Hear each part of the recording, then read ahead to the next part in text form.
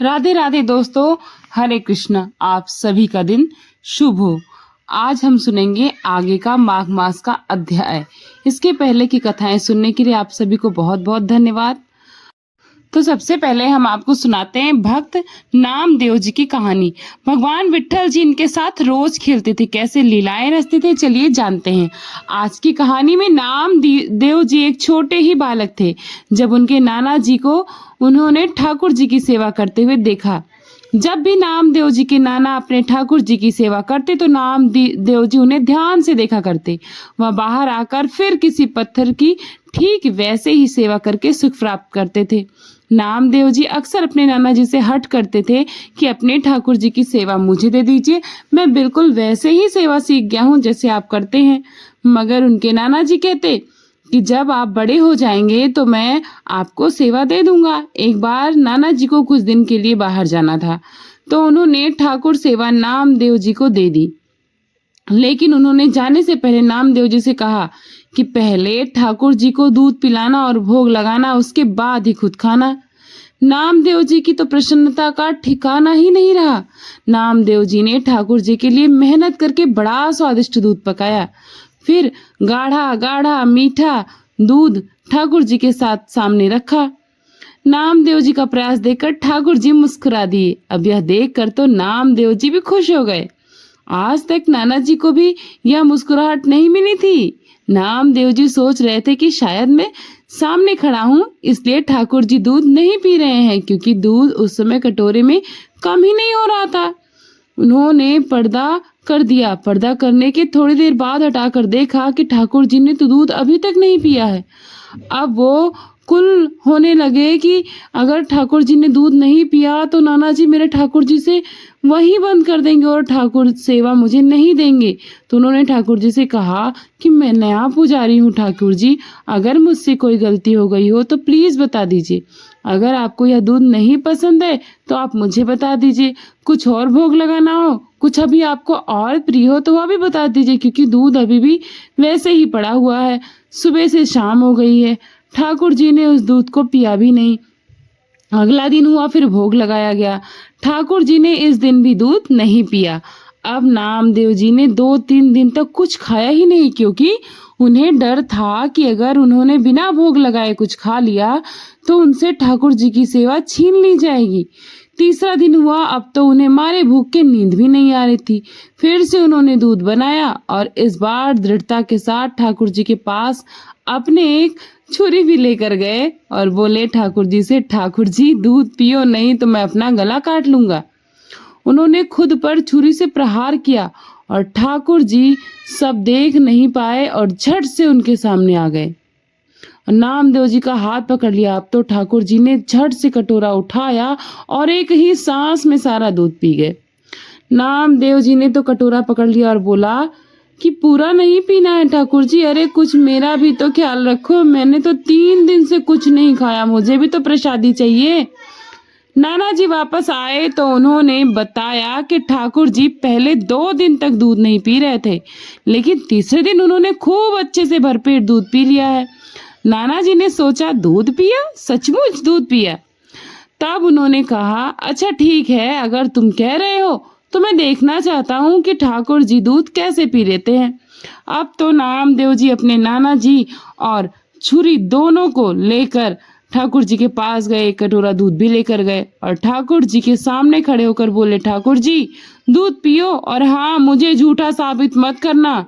ठाकुर जी आए और उन्होंने दूध पी लिया। नाना जी ने देखा तो आश्चर्यचकित रह गए। नामदेव जी की कृपा से अब तो नाना जी को भी भगवान साक्षात्कार दे दिए। भगवान भक्तों के भोलेपन पर ही बड़ी आसानी से रीझ जाते हैं। अब एक दिन की बात है, नामदेव जी गोरा कुम्हार के यहाँ बैठे हुए थे। बड़े बड़े महापुरुष भी वहां पर आते थे। वहां पर मुक्ताबाई जी भी थी। वहां पर तो बातों बातों में ही उन्होंने गोरा जी से कहा, काका इन मटकी में कौन सी मटकी कच्ची है, अभी मैं बताती हूँ। बड़े बड़े संत वहां बैठे थे। उन्होंने उनकी बात सुनकर मुस्कुरा दिया। उन्होंने नामदेव जी के सिर पर मारा। जैसे एक कुम्हार मटकी को ठोक कर देखता है कि कच्ची है या पक्की, तो उन्होंने कहा, हटिए, ये आप क्या कर रही हैं। नामदेव जी के सर को ठोकने के बाद मुक्ताबाई ने कहा, काका यह मटकी कच्ची है, जो बोल पड़ी। अब तो संतों ने भी हंसकर कह दिया कि हाँ, सच में कच्ची है। नामदेव जी ने सोचा कि ठाकुर जी का दर्शन और साक्षात्कार ही एकमात्र सत्य है। फिर ठाकुर जी तो रोज मेरे साथ खेलते हैं, मेरे साथ खाते हैं, फिर भला मैं कच्चा हूँ? अब तो वह सीधा भगवान विट्ठल जी के पास आए और कहने लगे, सबसे बड़ी सिद्ध अवस्था यही है कि भगवान भक्त से बात करे। और फिर आप तो मेरे साथ खेलते हो ना, फिर उन संतों ने ऐसा क्यों कहा कि मैं कच्चा हूँ? ठाकुर जी, क्या सच में मैं कच्चा हूँ? तो ठाकुर जी ने भी बोल दिया कि हाँ, अभी आप कच्चे हो। नामदेव जी ने पूछा, फिर पक्का होना क्या होता है?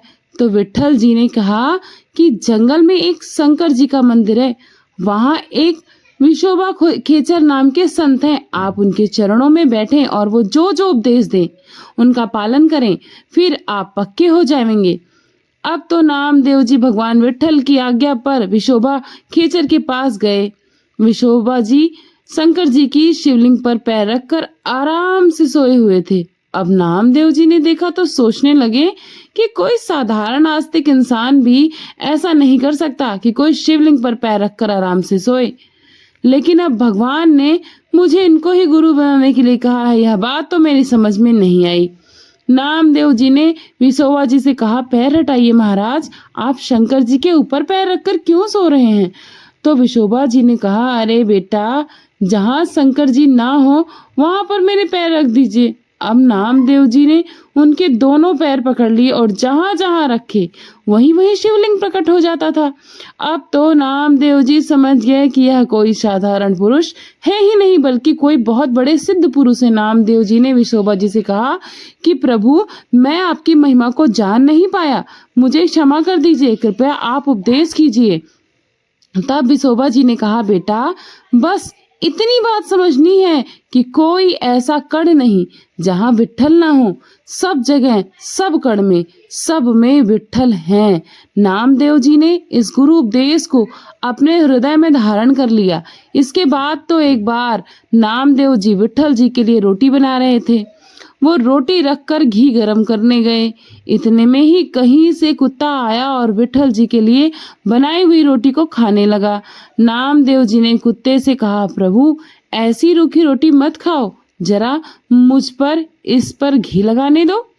क्योंकि पहले गुरु ने कहा था कि कड़कड़ में भगवान है, सब जगह भगवान है, तो नामदेव जी को उस कुत्ते में भी भगवान ही नजर आ रहे थे। तो नामदेव जी ने उस कुत्ते से कहा, पहले इस रोटी पर मुझे घी लगा लेने दो। लेकिन भला कुत्ता कहाँ उनकी बात समझता हुआ, तो सूखी रोटी मुंह में पकड़कर झटपट वहां से भागा। विट्ठल जी उसके पीछे पीछे गए और कहने लगे, ऐसी रूखी रोटी मत खाओ, पहले मुझे इस पर घी लगाने दो। इस तरह सूखी रोटी खाने में आपको कोई स्वाद नहीं आएगा। लेकिन कुत्ता मुंह में रोटी पकड़े भागता ही रहा। विट्ठल जी पीछे पीछे भागे तो अचानक एक जगह वह कुत्ता रुक गया और ठीक उसी कुत्ते से भगवान विट्ठल प्रकट हो गए।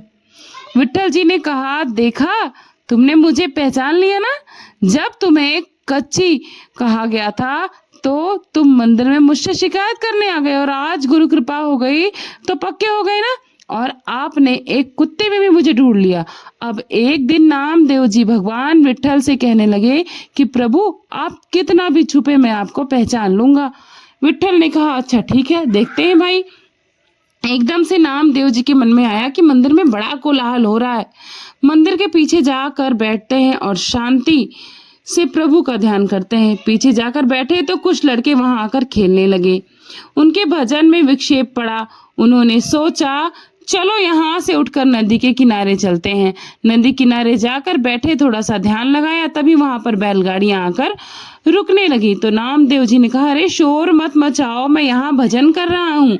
तब एक बैलगाड़ी से एक पुरुष और स्त्री गड़ासा यानी तेज धार वाला ब्लेड लेकर उतरे और वह आपस में बातें करने लगे। बड़ी जोर से भूख लगी है, आज कोई शिकार तो मिला नहीं, या आदमी मिला है, इसी को मारकर खा लेते हैं। अब तो वे दोनों नामदेव जी के पीछे पीछे भागने लगे। नामदेव जी ने भी झट से अपनी धोती पकड़ी और वहां से भागने लगे। भागते भागते नामदेव जी विट्ठल जी के मंदिर में जाकर पहुंचे और हांफने लगे। तो विट्ठल जी ने पूछा, कहाँ से भागते आ रहे हो? नामदेव जी ने कहा, बच गया प्रभु, एक स्त्री और पुरुष तो आज मुझे काट कर खाने की कोशिश कर रहे थे। विट्ठल जी ने कहा, देखा, पहचान नहीं पाए ना? अरे वाह, मैं ही तो था। विट्ठल जी ऐसी ऐसी लीलाएं करते हैं अपने भक्तों के साथ। अब एक दिन नामदेव जी अपनी कीर्तन मंडली के साथ महाराष्ट्र से ब्रज होते हुए दिल्ली पहुंचे। दिल्ली के बादशाह सिकंदर लोदी को पता चला कि एक हिंदू कीर्तन मंडली में नामदेव नाम जी के एक चमत्कारी संत हैं, तो उन्होंने हिंदू संतों की परीक्षा लेने के लिए पूरी की पूरी मंडली को वहां बुला लिया। बादशाह ने नामदेव जी से कहा कि अगर आप भगवान से मिल चुके हैं तो हमें कोई चमत्कार दिखाइए। नामदेव जी ने कहा, मुझे तो कोई सिद्धि नहीं है, मैं तो बस नाम कीर्तन करता हूँ और संतों के साथ रहता हूँ, बाकी मुझ में तो कोई चमत्कार नहीं है। बादशाह ने उसकी दैन्य को अपना अपमान समझ लिया। अब बादशाह ने गाय मंगवाई और उनके सामने ही उसकी गर्दन काट दी। फिर बोले, इस गाय को जिंदा करो। नामदेव जी के तो होश ही उड़ गए। उन्होंने प्रभु से प्रार्थना की कि आप अपनी मर्यादा रखने के लिए इस गाय को जिंदा कर दीजिए प्रभु, मुझ में तो कोई सामर्थ्य है नहीं, बस आप ही मेरी आयु इस गाय को दे दीजिए प्रभु, आप तो सर्वसमर्थ हैं, यह आपके भक्तों की परीक्षा लेने के लिए यह सब कर रहे हैं। जैसे ही उन्होंने यह प्रार्थना करके उस गाय को छुआ, उसकी गर्दन जुड़ गई और गाय उठकर बैठ गई। तब तो बादशाह ने नामदेव जी के चरण पकड़ लिए और फिर बोला, आप कुछ भी मांग लीजिए, लेकिन नामदेव जी ने मना कर दिया। बादशाह ने जबरदस्ती एक रत्नों से जड़ा हुआ पलंग अपने सेवकों के साथ उनके लिए भेज दिया। कीमती पलंग के साथ उसकी रक्षा करने के लिए सैनिक भी आए। भजन में विक्षेप न पड़े इसलिए नामदेव जी ने पलंग नदी में फेंक दिया, क्योंकि उनकी रक्षा करने के लिए उन्हें बहुत सारे लोगों की आवश्यकता पड़ती थी। जब आसपास के लोग हर समय खड़े रहते थे, वो ढंग से भजन भी नहीं कर सकते थे, भजन में बहुत असुविधा होती। उधर राजा को जब यह सब बात पता चली तो उसने इसे अपना अपमान समझा। फिर से नामदेव जी को मिलने के लिए बुलाया तो नामदेव जी ने उन्हें कहा कि वह पलंग मेरे भजन में बाधा पहुंचा रहा था, इसलिए मैंने उसे फेंक दिया। राजा ने कहा, मुझे तो बिल्कुल वैसे ही पलंग की आवश्यकता है। अगर आपने पलंग नदी में ना फेंका होता तो मैं उसकी नाप लेकर नया पलंग बनवा सकता था। नामदेव जी समझ गए कि अब एक और परीक्षा की घड़ी आ गई। नामदेव जी राजा को नदी के पास लेकर गए और नदी में से उसी पलंग जैसे 20 पलंग निकाल कर उनके सामने रख दिए। नामदेव जी ने कहा, हमारे प्रभु की इस सृष्टि में किसी चीज की कोई कमी नहीं है। अब बादशाह समझ गया कि इन हिंदू भक्तों में कुछ तो विशेष चमत्कार है, तो जरूर ये दिखता है। तो ऐसे ही लीलाएं करते हैं प्रभु अपने भक्तों के साथ। अगर उनके भक्त सच्ची भक्ति करते हैं और अगर वे भक्त भगवान को प्रिय हो जाते हैं तो फिर भगवान अपने भक्तों की हर परीक्षा की घड़ी में उसी तरह साथ देते हैं जैसे उन्होंने नामदेव जी का दिया है। तो ये आज थी नामदेव जी की कथा। आप सभी को कैसी लगी एक बार कमेंट बॉक्स में जरूर बताया करिए। और आपका आज का अध्याय अब सुनिए। तब अप्सरा कहने लगी कि हे राक्षस व ब्राह्मण, कहने लगा कि इंद्र इसी प्रकार अपनी अमरावती पुरी को गया, सो हे कल्याणी, तुम भी देवताओं से सेवा किए जाने वाले प्रयाग में माघ मास में स्नान करने से निष्पाप होकर स्वर्ग में जाओगी। तब मैंने उस ब्राह्मण के यह वचन सुनकर उनके पैरों में पड़कर प्रणाम किया और घर में आकर सब भाई बांधव नौकर चाकर इत्यादि को भी त्याग कर और शरीर को नष्ट होने वाली वस्तु समझकर घर से निकली और माघ में गंगा यमुना के संगम पर जाकर स्नान किया। यह स्नान बहुत ही पवित्र था, इसलिए हे निशाचर, 3 दिन के स्नान से मेरे सारे पाप नष्ट हो गए और 27 दिन के पुण्य से मैं अप्सरा हो गई और फिर पार्वती जी की सखी होकर सुख से अब निवास करती हूँ। इसलिए मैं प्रयाग के महात्म को याद करके सभी देवताओं के सहित माघ में प्रयाग स्नान करती हूँ। सो मैंने अपना यह सब वृतांत तुमसे कहा। तुम भी इस योनि में पड़ने और कुरूप होने के कारण सब बताओ। तुम्हारी दाढ़ी और मूछें बहुत बड़ी बड़ी हो गई हैं और पार्वती जी में वास करते हो। यह सुनकर वह राक्षस कहने लगा, हे भद्रे, सज्जनों से गुप्त बात कहने में कोई हानि नहीं होती। अब मुझे इस बात की कोई शंका भी नहीं है कि मेरा उद्धार तुमसे ही होगा। सो मैं अपना सब वृतांत तुमसे कहता हूँ। मैं काशी में वेदों का ज्ञाता था और बड़े उच्च कुल के ब्राह्मण के घर में जन्म लिया था। मैंने राजा, पापी, शूद्र और वैश्य से अनेक प्रकार के दान लिए थे। मैंने दान लेने में चंडाल को भी नहीं छोड़ा। उस जन्म में मैंने कोई भी धर्म कार्य नहीं किया, वहीं पर ही मृत्यु को प्राप्त हो गया। तीर्थ स्नान पर मरने के कारण मैं नरक में नहीं गया। पहले 2 बार गिद्ध योनि में, 3 बार व्याघ्र योनि में और 2 बार सर्प योनि में, 1 बार उल्लू की योनि में और अब 10वीं बार राक्षस योनि में प्राप्त हुआ हूँ और सैकड़ों वर्षों से इस योनि में हूँ। इस स्थान को 3 योजन तक मैंने जंतुहीन कर दिया है। बिना अपराध के बहुत सारे प्राणियों को मैंने नष्ट कर दिया। इस कारण मेरा मन अत्यंत दुखी रहने लगा। हे, तुम्हारे दर्शन से मन में अब कुछ शांति अवश्य हुई है, क्योंकि सज्जनों का संग तुरंत ही सुखदायी होता है। मैंने अपने दुख के कारण आपसे कह दिया और सज्जन लोग सदैव दूसरों के दुखों से दुखी होते हैं। अब जब आप मेरे सब कुछ जान गई हो तो यह भी बताओ कि इस दुख रूपी समुद्र को मैं कैसे पार कर सकता हूँ? क्या सिर्फ क्षीर सागर हंस को ही दूध देता है, बगुले को नहीं देता?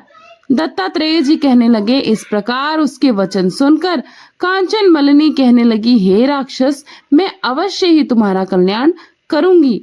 मैंने दृढ़ प्रतिज्ञा की है कि तुम्हारी मुक्ति के लिए मैं प्रयत्न अवश्य करूंगी। मैंने बहुत बार प्रयाग में स्नान किया है। वेद जानने वाले ऋषियों ने दुखी को दान देने की प्रशंसा की है। समुद्र में भला जल बरसने से क्या लाभ? प्रयाग में स्नान करने से का 1 बार का फल मैं तुझे दे देती हूँ, उसी से तुम्हें स्वर्ग की प्राप्ति हो जाएगी। उसके फल का अनुभव मैं स्वयं भी कर चुकी हूँ। तब उस अप्सरा ने ऐसा कहकर अपने गीले वस्त्र का जल निचोड़कर जल को हाथ में लेकर माघ स्नान के फल को उस राक्षस को अर्पित कर दिया। उसी समय पुण्य प्राप्त कर वह राक्षसी शरीर को छोड़कर तेजम सूर्य के समान देवता रूप हो गया। आकाश में विमान पर चढ़कर अपनी कांति से चारों दिशाओं को प्रकाशित करता हुआ शुभ ईमान हो गया और कहने लगा कि ईश्वर ही जानता है कि देवी तुमने मुझ पर कितनी बड़ी कृपा की है। इतना सब कुछ तो आपने मेरे लिए कर ही दिया है, तो आप कृपा करके मुझे कोई ऐसी भी शिक्षा दो ताकि मैं कभी भी पाप ना कर सकूं। अब मैं तुम्हारी आज्ञा पाकर स्वर्ग में जाऊंगा। राक्षस की ऐसी बातें सुनकर कांचन मालिनी ने कहा कि सदैव धर्म की सेवा करो, काम रूपी शत्रु को जीत लो और दूसरों के गुण दोषों का वर्णन मत करो। भगवान शिव और वासुदेव का पूजन करो।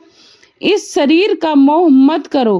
पत्नी, पुत्र, धन आदि की ममता त्यागो। सत्य बोलो, वैराग्य भाव धारण करो। योगी बनो। मैंने तुमसे यह धर्म के लक्षण कहे हैं। अब तुम देवता रूप होकर शीघ्र ही स्वर्ग को जाओ। दत्तात्रेय जी कहने लगे कि इस प्रकार गंधर्व से सुशोभित वह राक्षस कांचन मलिनी जी को नमस्कार करके स्वर्ग को चला गया और तब देव कन्याओं ने वहां पर आकर कांचन मलिनी पर पुष्पों की वर्षा की और प्रेम पूर्वक कहा कि हे बदे, तुमने इस राक्षस का उद्धार कर दिया है।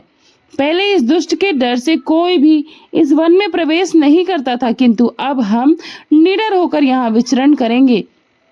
इस प्रकार कांचन मलिनी उस राक्षस का उद्धार करके प्रेम पूर्वक देवकन्याओं से क्रीड़ा करते हुए शिवलोक को चली गईं। श्री वशिष्ठ जी कहने लगे, हे राजन, मैंने दत्तात्रेय जी द्वारा कहा गया माघ मास का महात्म बताया है।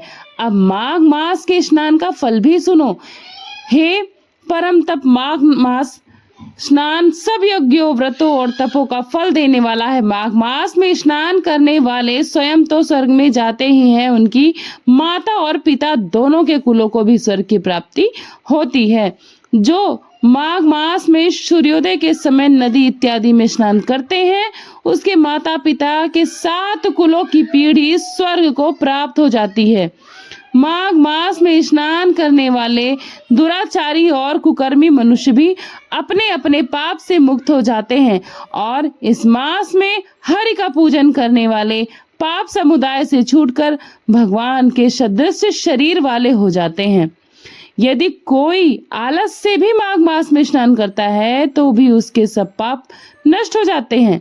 जैसे गंधर्व कन्याएं राजा के शाप से भयंकर कल को भोगते हुए लोमेश ऋषि के वचन से माघ मास में स्नान करने से अपने पापों से मुक्त हो गई थी। यह वार्ता सुनकर राजा दिलीप विनय से पूछने लगे कि हे गुरुदेव, वे कन्याएं किसकी थीं? उनको कब और कैसे श्राप मिला? उनके नाम क्या थे? ऋषि के वाक्य से कैसे वे श्राप मुक्त हो गए और उन्होंने कहां पर स्नान किया? आप विस्तार पूर्वक सब कथा हमें सुनाइए। तब वशिष्ठ जी कहने लगे, हे राजन, जैसे अरणी से स्वयं अग्नि उत्पन्न होती है, वैसे ही यह कथा धर्म और संतान उत्पन्न करती है। हे राजन, सुख संगीत नामक गंधर्व की कन्या का नाम विमोहिनी था। सुशीला तथा स्वरवेदी की सुमरा, चंद्रकांत की सुतारा तथा सुप्रभा की कन्या चंद्रिका, यह 5 सब समान आयु वाली तथा चंद्रमा के समान कांति वाली और सुंदर सी कन्याएं थीं। जैसे रात्रि को चंद्रमा शोभायमान होता है ना, ठीक उसी प्रकार पुष्प की कलियों के समान खिली हुई यह अप्सराएं थीं। ऊंचे पयोधर वाली पद्मिनी वैशाख मास की कामिनी यवन दिखाती हुई, नवीन पत्तों वाली लता के समान गोरे रंग सोने के सदृश चमकती हुई और सोने के अलंकारों से सुशोभित सुंदर वस्त्र धारण किए हुए, अनेक प्रकार के गाने और वीणा तथा बांसुरी आदि दूसरी बाजे बजाने में प्रवीण और ताल, स्वर तथा नृत्य कला में निपुण थीं। इस प्रकार वे कन्याएं क्रीड़ा करती हुई कुबेर के स्थान में विचरण किया करती थीं। एक समय कौतूहलवश माघ मास में एक वन से दूसरे वन में विचरण करती हुई मंदिर में खिले हुए पुष्प तोड़कर सरोवर के किनारे गौरी पूजन के लिए गईं। स्वच्छ जल के सरोवर में स्नान करके, वस्त्र धारण करके, मौन होकर बालू मिट्टी की गौरी बनाकर चंदन कपूर, कुमकुम और सुंदर कमलों से उपचार सहित पूजन करके यह 5 कन्याएं ताल नृत्य करने लगी और फिर ऊंचे गांधार स्वर में सुंदर गीत गाने लगी। जब यह 5 कन्याएं नाचने और गाने में लीन थीं, तब उस समय अक्षोदा नामक उत्तम तीर्थ में वेद निधि नाम के मुनि के पुत्र अग्नि ऋषि स्नान को गए। वह युवा ऋषि सुंदर मुख, कमल सदृश नयन, विशाल छाती, सुंदर भुजाओं वाला दूसरे कामदेव के समान था। शिखा सहित दंड के लिए मृग चर्म उड़े यज्ञोपवीत धारण किए हुए था। उसको देखकर यह 5 कन्याएं मुक्त हो गईं और उसका रूप और यौवन देखकर कामदेव से पीड़ित होकर देखो देखो ऐसा कहती हुई उस ब्राह्मण के मन में कामदेव का डर उत्पन्न करने लगी और फिर आपस में विचार करने लगी, यह कौन हो सकता है? रति रहित होने से कामदेव नहीं और एक होने से अश्विनी कुमार नहीं। यह कोई गंधर्व या किन्नर या काम रूप धारण कर कोई सिद्ध पुरुष या किसी ऋषि का श्रेष्ठ पुत्र या मनुष्य है। पता नहीं ये कौन है, कोई ब्रह्मा भी जी ने तो इसे हमारे लिए नहीं बनाया। ऐसा करके ये सारे विचार सब आपस में करने लगे। जैसे पूर्व कर्म के प्रभाव से संपत्ति प्राप्त होती है, ठीक उसी प्रकार गौरी जी ने हम कुरियों के लिए श्रेष्ठ वर दिया है और आपस में यह तुम्हारा वर है या मेरा अथवा सबका, ऐसा कहने लगी। जिस समय उस ऋषि पुत्र ने अपनी मध्याह्न की क्रिया करके ऐसे वचन सुने, तब वह ऋषि पुत्र सोचने लगे कि यह तो बड़ी भारी समस्या उत्पन्न हो गई। ब्रह्मा, विष्णु, महेश आदि देवता और अब बड़े बड़े योगेश्वर भी स्त्रियों के ब्रह्मजाल में मोहित हो गए हैं। इन्हें तीक्ष्ण बाणों से किसका मन रूपी हिरण भला घायल नहीं हो सकता है? जब तक नीति और बुद्धि रहती है, तब तक पाप से भय रहता है। जब तक गंभीरता रहती है, यम विधि का पालन होता है, तभी तक मनुष्य स्त्रियों के काम रूपी बाड़ों से बंधा नहीं जाता। यह मुझे अवश्य उन्मत्त और मुक्त कर रही है। किन गुणों से धर्म की रक्षा हो सकती है? स्त्रियों के मांस, रक्त, मल, मूत्र से बने घृणित और अशुद्ध शरीर में कामी लोग ही सुंदर की कल्पना करके उनको रमण कर सकते हैं। शुद्ध बुद्धि वाले महात्माओं ने स्त्रियों के पास रहना कष्ट का कहा है। सो जब तक यह पास आए, तब तक यहाँ से अपने घर चली जाना चाहिए। अतः जब तक वे कन्याएं उस ऋषि पुत्र के पास आईं, तब तक वह योग बल के द्वारा वहां से अंतर्ध्यान हो गया। ऋषि पुत्र के ऐसे अद्भुत कर्म को देखकर वे कन्याएं चकित रह गईं और डर कर चारों ओर देखने लगी और आपस में ही कहने लगी कि यह क्या इंद्रजाल था जो देखते ही देखते अदृश्य हो गया। और फिर वे विरह की अग्नि में जलने लगी, कहने लगी, हे कांत, तुम हमको छोड़कर कहाँ चले गए? क्या तुमको ब्रह्मा ने हमारे विरह रूपी अग्नि में जलाने के लिए भेजा था? क्या तुम्हारा चित्त दया रहित है जो हमारा मन दुखी करके चले गए? क्या तुमको हमारा विश्वास नहीं? क्या तुम कोई माया भी हो या फिर किसी अपराध के हम लोगों पर क्रोध क्यों करते हो? तुम्हारे बिना हम जी नहीं पाएंगी। जहां पर आप गए हो हमें भी शीघ्र अतिशीघ्र वहां ले चलो या आप स्वयं वापस आओ। हमारा दुख हर लो, हमें कांत, हमें दर्शन दो। सज्जन लोग किसी का नाश नहीं देखते। इस प्रकार वे पांचों की पांचों कन्याएं विलाप करने लगी। हरे कृष्ण। आज की कथा बस यहीं तक है। इसके आगे की कथा आप सभी आगे आने वाले अध्याय में जरूर सुनेगा और कमेंट बॉक्स में ये जरूर बताइएगा कि आज की कथा आपको कैसी लगी। और आगे की कथाएं सुनने के लिए बेल आइकन प्रेस कर दीजिएगा चैनल को सब्सक्राइब करने के बाद। और कमेंट बॉक्स में हर हर महादेव लिखना कभी मत भूलिएगा। मिलती हूँ नई जानकारी के साथ, नए अध्याय के साथ, नए वीडियो में। Thanks for watching Purnima Keshav blog. Radhe Radhe.